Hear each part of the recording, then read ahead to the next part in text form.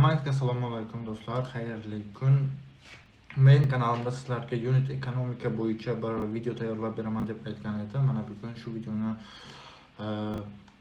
chiqarishga qaror qildim. Xo'p, unit ekonomikani qanday to'g'ri hisoblasak bo'ladi? Buni biz base Excel prosta o'zimiz hisoblasak ham bo'ladi, lekin men unit ekonomikani hisoblash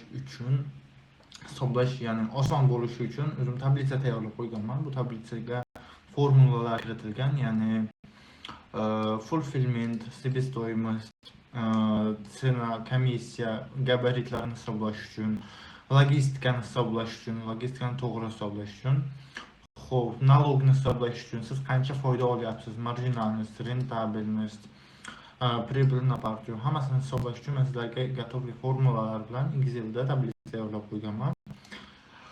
Xo'p, siz bu tablitsa bilan ishlatmoqchi bo'lsangiz, masalan, oson bo'ladi. Siz birdaniga 10 ta 15 ta tovarni ham unit ekonomikasini hisoblay olasiz. Shuning uchun shu tablitsadan foydalangan ma'qul deb hisoblayman. Men hozir bu yerda bitta Premiere uje keltirib qo'yganman, Premiere va tagidan yana boshqa shu lampani boshqa kategoriyalarga, masalan, shu lampani biz 660 rubl emas, boshqa stoyimiz bilan hisoblab ko'ramiz, ya'ni sizlarga hisoblab ko'rsataman.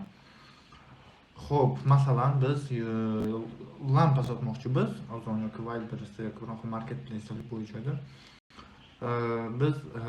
Men Ozonni hozir Premierada ko'rsataman sizlarga.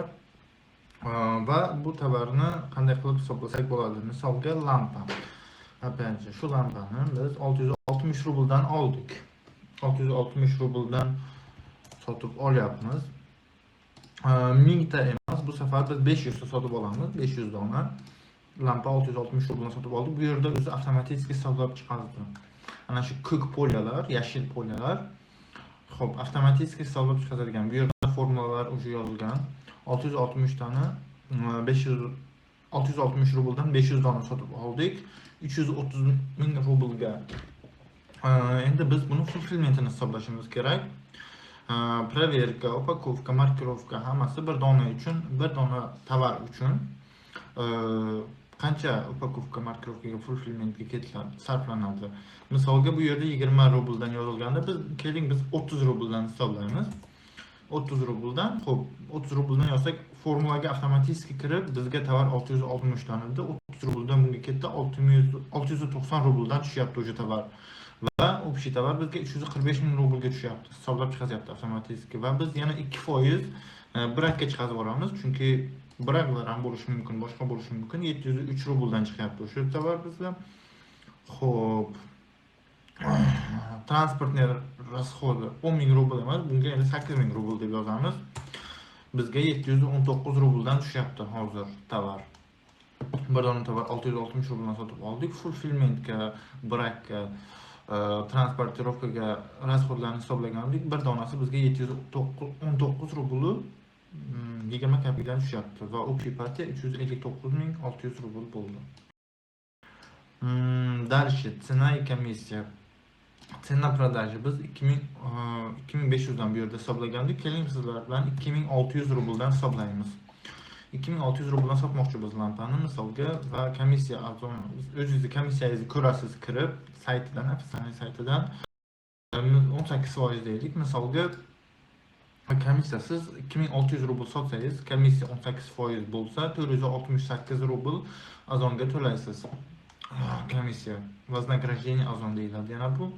Xo'p, keyin процент затрат на продвижение и другие услуги. Bu DRR, dollar reklamных расходов protsentda ko'rsatib qo'yilgan. Siz qancha, necha protsent, shu 2600 rubldan necha protsentini siz reklamoqchisiz?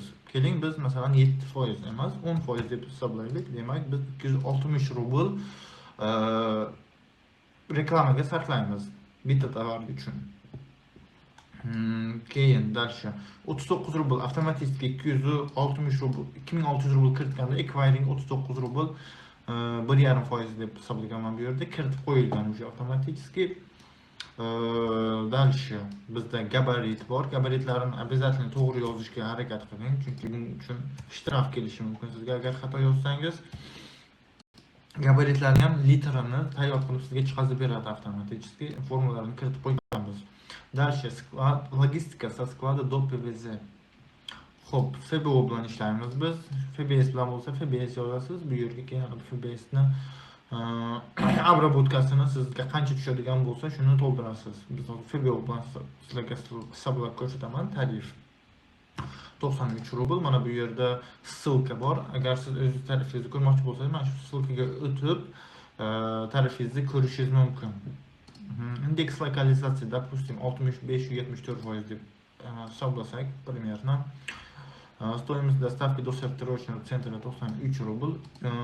Bu yerni biz qoldiramiz, chunki biz FBS bilan bilan ishlaymiz. Последняя milya. Bu yerda o'zi avtomatik hisoblab chiqadi, 143 rubl.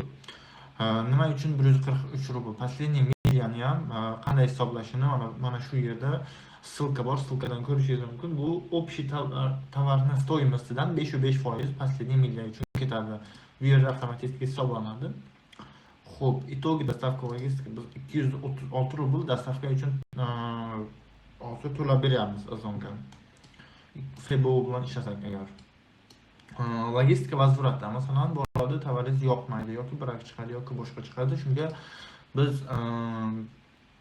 возвратlarni ham kirgizishimiz kerak. 15 rubl обработка возврата, процент выкупа 80%, masalan 90%. Mana bu yerda siz ko'rishingiz mumkin, o'zingizni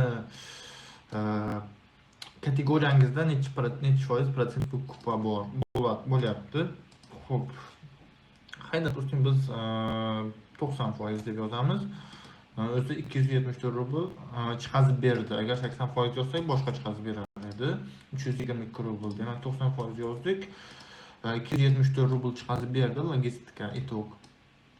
Xo'p. Endi всего удержание Ozon. Bu yerda Ozon sizdan qancha pul olyapti bitta tovarni klientga sotishingiz uchun, yetkazib berishingiz uchun. Xo'p. Налог. Дальше налог. Система налогообложения. Usain доход. Siz bu yerda Usain доход minus расход bo'lsa kerak, 13%lik siz Usain доход minus расход deb yozasiz. Misolga 6% deb yozalik, 7% yozishingiz ham mumkin. Налог 156 rubl bo'lyapti hozir bu yerda. Agar 2500 sotganda налог qancha bo'lgandi? 6% bo'lsa 150 rubl. 2600 deb qo'ydik narxini.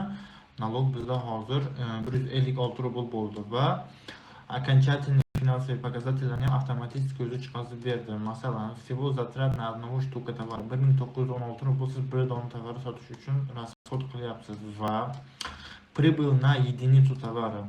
Bitta tovardan siz sotsangiz qancha? Agar 2600 rubl sotsangiz, bir dona tovardan 684 rubl sizga прибыль qolyapti. Чистый прибыль bu, o'sha logistika hammasini hisobdan chiqargandan keyin 684 rubl чистый прибыль. Va прибыль на партию 500 dona agar siz tovar sotsangiz 341 ming rubl чистый прибыль sizga qolyapti. Marjinalность bu procentda shu 684 rubl necha foizini tashkil qiladi общий summadan? 26% sizda marjinalность bo'lyapti va rentabelность 95%. Agar tovarni narxini ozgina ko'paytirsangiz, sizda marjinalностьingiz yana oshadi, lekin konkurentlarni analiz qilib, konkurentlar bilan teng qilib qo'yganingiz yaxshi. Agar sotish qiyinroq bo'ladi. Xullas, men shuni hozir sizlarga qisqa video qilib chiqarishga qaror qildim. Juda podrobniy qilmadim. Agar siz o'zingiz tablisasiz hisoblasangiz,